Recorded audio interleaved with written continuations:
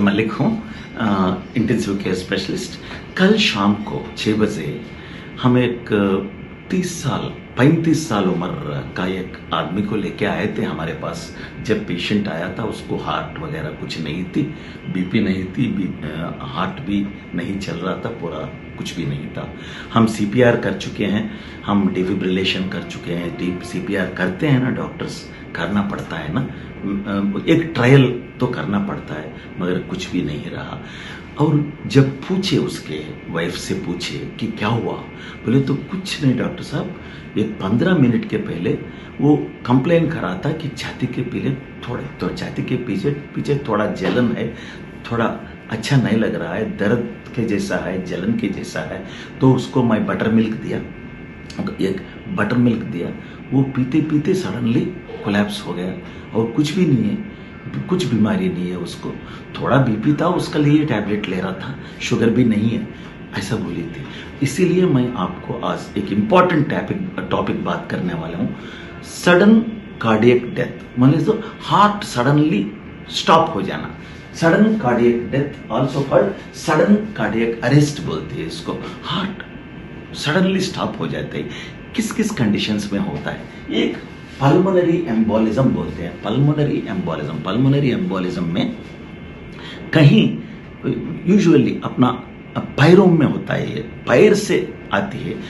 एक छोटा खून का एक छोटा गड्ढा, बहुत छोटा है तो निकल जाती है, मगर थोड़ा बड़ा ये पैरों से 90% पैरों से आती है, 90% पैरों से आती है। पैर में अगर कफ रीजन होता है ना, वहां से होती है। वो पूरा ऊपर आके ऐसा ही ब्लड में, खून में वो ट्रैवल करते करते हार्ट में आके वहां से जो लंग्स को ब्लड जो ये बोलते हैं ना धमनी, लंग्स का धमनी जो जाती है हार्ट से, उसमें अटक जाती है। सो लंग्स को ब्लड सप्लाई नहीं होता है थोड़ी देर, तो पेशेंट को एक बार ऐसा 2 बार सांस लेके कोलैप्स हो जाता है। सो ये जो छोटा खून का छोटा गड्ढा होता है, वो पैर से आके स्लोली, पैर से ज्यादा तक आता है, मगर कहीं से भी आ सकती है, पैर से ज्यादा आती है और ऐसा अंदर आके हार्ट में चले जाके वो ये लंग्स का जो ब्लड सप्लाई होता है, जो धमनी लंग्स को जा रहा है हार्ट से, उसमें अटक जाता है और इमीडिएटली पेशेंट कोलैप्स हो जाता है। वो एक कंडीशन है। दूसरा जो है massive heart attack. Heart attack इतना ज्यादा आती है, इतना ज्यादा हार्ट अटैक होती है कि कोई बचा नहीं पाए। सडन हार्ट अटैक, मैं जो बोला था ना कल शाम को हुआ, ये 15-20 मिनट भी टाइम नहीं देती है, हॉस्पिटल को आने तक कुछ नहीं होती है, कुछ भी नहीं रहती है। मैसिव हार्ट अटैक क्या है कि द पेशेंट को तो यूजुअली ये हार्ट को 2 धमनियां ब्लड सप्लाई करते हैं, तीसरा भी एक छोटा है, सरकमफ्लेक्स बोलते हैं उसको। ऑलरेडी थोड़ा छोटे इसके पहले भी छोटे ब्लॉक्स होंगे, पेशेंट कभी चेक नहीं कराए तो भी मालूम नहीं होगा, बहुत मुश्किल है। सो क्योंकि वो बड़ा टेस्ट है, एंजियोग्राम वगैरह करना पड़ता है। अगर कुछ भी सिम्टम्स नहीं है, आपको कभी दर्द भी नहीं है, कुछ भी नहीं, आप एक्टिव हो, तो क्यों कराते? नहीं कराते ना।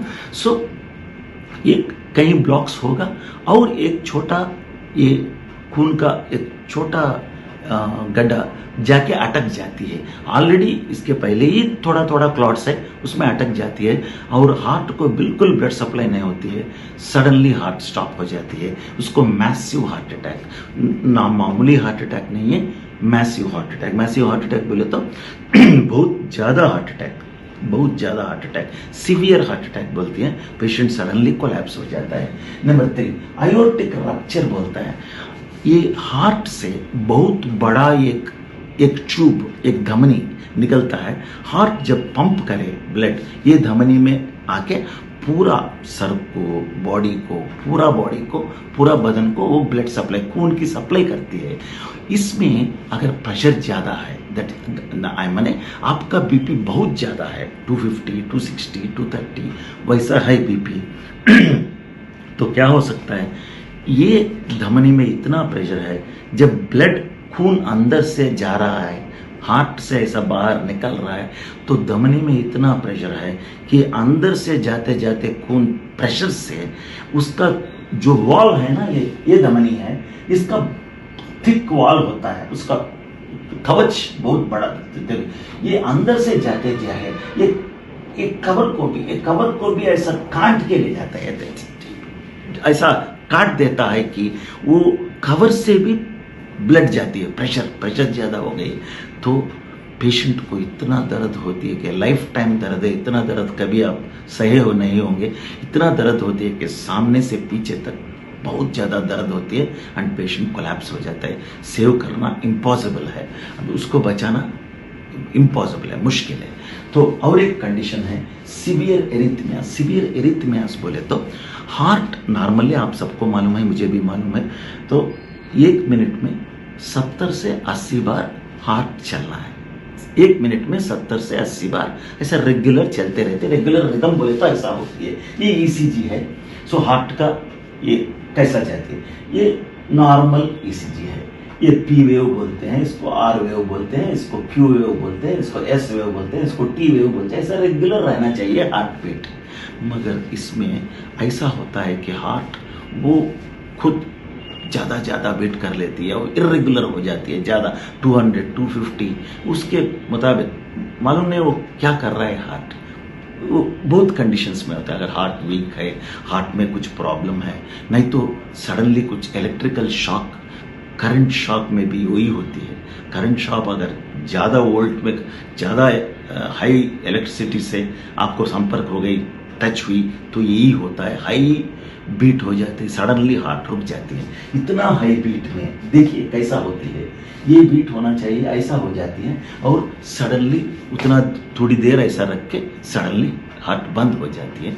ये सब प्रॉब्लम है। हम जब हॉस्पिटल को पेशेंट आती है, जब तक हार्ट रहा फिर भी हम कोशिश करते हैं तो फर्स्ट सीपीआर आप सबको मालूम है, हार्ट के ऊपर कार्डियोपल्मोनरी रिससिटेशन करते हैं, ट्यूब डाल देती हैं, वेंटिलेटर के ऊपर लगा देती हैं, करते रहते हैं। और एक है डिफिब्रिलेटर बोलते हैं, एक मशीन होता है तो उससे करंट शॉक भी देते हैं 200 जॉल्स, उसके बाद और एक 200 जॉल्स, ऐसा 4 वक्त देते हैं।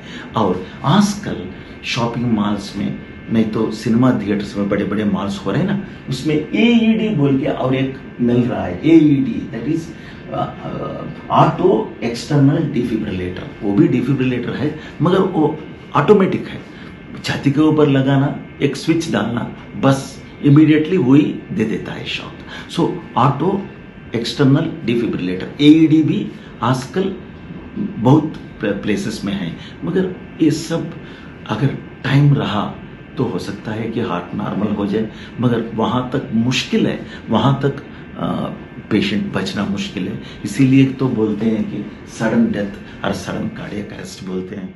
तो थोड़ा